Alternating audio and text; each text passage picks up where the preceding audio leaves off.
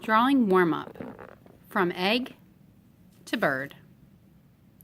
Now we're going to start with a basic egg shape. Now when drawing figures, you can find eggs in just about every natural figure, like humans, animals, reptiles. So I want to share with you how we can search for the shapes. For instance, when I look at this sea turtle, he is a basic oval shape. I can see his egg here. I can see his head is an egg shape. I can see this fin is an egg shape. These are egg shapes. And even people, when I look at models, I can see that the head is an egg shape, the torso is an egg shape, even the arms are elongated egg shapes. So learning how to find the shapes in creatures can help you be really able to draw anything. So here's a few eggs, and let me just share with you how we can turn them into some creatures. Now, if with a little bit of help on this one, I can put another egg shape up here and follow it up with a little tail, another egg-shaped eye, and I've got a little mouse. Now I can turn it into my good old dog Leroy by giving him an ear over here. I can place his eye right in the middle of the head, and then I would elongate the nose or his snout. Bring this way in the back to make his mouth. All right, let's see, what could we do with this one? How about, let me think, how about we make him into a dinosaur? We'll elongate his neck, give him an egg-shaped head, and elongate his tail. And then for his back legs, this is something that I think kids find very hard, making back legs. They are an egg shape. And then you got another skinny egg shape there, followed by the foot. And even the upper leg would have a skinny egg shape, followed by another skinny egg shape, and then the foot. See all the shapes that we have? And then here's that sea turtle again. Well, we can look at it like this, where we can add his head. We don't want to trace him. And we can make his shell wider, and give him his one fin, and then another fin. We can give him his tail back here, and so on. So you can find the egg shapes in just about anything. But let's take this seriously and find out how to make it come from that egg to this good drawing of a bird. In order to do this, we have to learn how to sketch and how to hold your pencil a little differently than normally. So we're going to start normally when we hold our pencil, we press hard with our fingers and we do something called dragging. And I'm always telling my classes, never drag your pencil. This is how we write.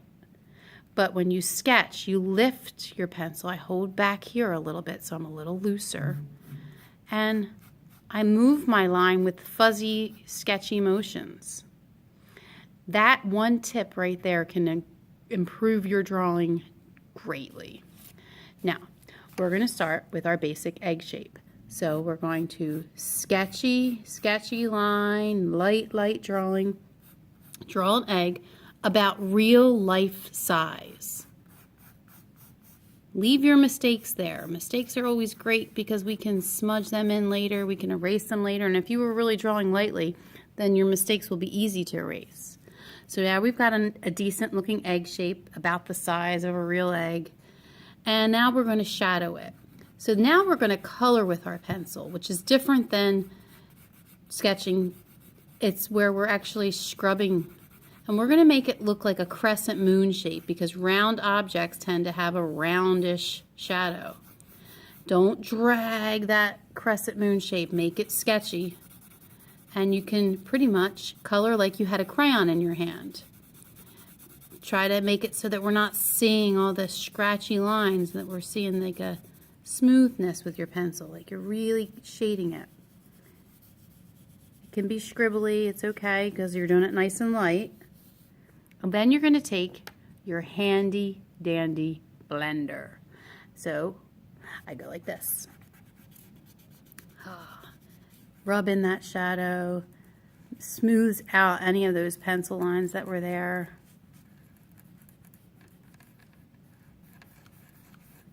Now, I have some of these lines here that I'd like to erase, since now I know that that's my good egg shape. And I'm going to blend those in. Now, if I wanted this to look like it was sitting on the table, I might want to add a little shadow on the table here underneath of it. But I'm going to turn this one into a bird. So my first step after I've got my egg is to place the second part of the egg, which will make it look like a bird. And I'm going to put another oval right on top of the first oval. And this one's going to be about half the size. And that's going to be the bird's head. Now, we've got two shapes, just like we had all those shapes over here with this sketch. We've got to connect the shapes together. And in order to connect the shapes, you have to understand how to bridge the gaps. So we have to build a bridge here.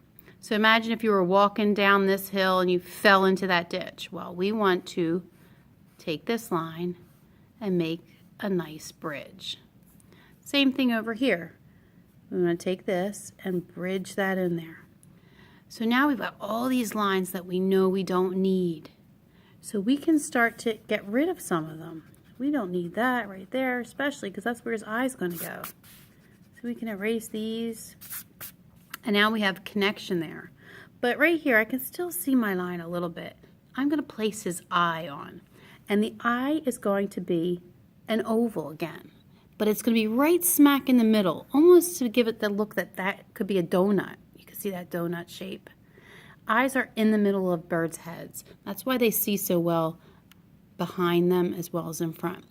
Now I'm going to make a little square inside that eye.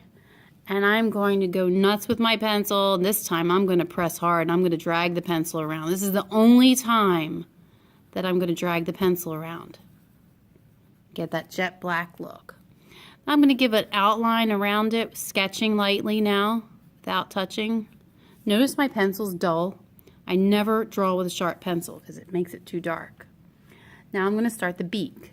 A bird's beak comes all the way back to his eye. And everybody that's little and young wants to put a triangle and say beak is done, but that's not done. It has to go back to his eye. Then I'm going to bring this one under. And then I'm going to split the beak in half. And I'm going to put this little nostril up there. Now I've got all the parts of the top part, and I've got to get some more shadowing going. So I'm going to explore shadow now by coloring in different places, maybe coloring a little under his beak, a little on his belly. Really, really sketchy lines here, real nice and light. I want to have something to blend it in with. Now when I'm shadowing like this, the pencil sits on top of the paper. It doesn't sink in like it did here. And that lets it be softer and it moves around. If you go too dark, you can't shadow like this because the pencil is sunk into the paper. This is making the pencil sit on top of the paper. Now I'll give a little shadow under his chin here. I could go crazy with the shadow and put a lot more effort into this, but I want to go down to the feet. Feet are very difficult to do, especially if no one's ever showed you how to do it. So I'm going to start out with the tree branch so I have something to connect the feet to. And I'm going to go right up against his body so his body hits the tree branch. Then I'm going to make the bottom of the branch. Now look, it's only about as thick as my pencil. And then I'm going to split this and let it get skinnier and skinnier and narrower. And down to there. Now, we are working with ovals, and we're going to continue to work with ovals. Watch how easy one of these bird's claws will look. It's an oval because it wrapped around this tree branch. It's going to be a little bit bigger than the tree branch, right, because it wrapped around. And then I'm going to put little wrinkles on his feet because birds are wrinkly on their feet. And I can even smudge them in a little, make them look a little gray. Now, but this one here, I'm going to add more detail to it. I'm going to make it look like it's hanging down. So I added a little top part of the foot, but I'm still going to do 3 ovals. I'm going to make them hang off the branch like that so that I could add little shark teeth, which are claws. So this one, you can actually see his talons. And I'm going to give him wrinkles again. And now I could give some shadow to my tree branch. That would help make it look realistic, but really I'm done. And I've made my egg go from a plain old ordinary egg to a bird. Good luck.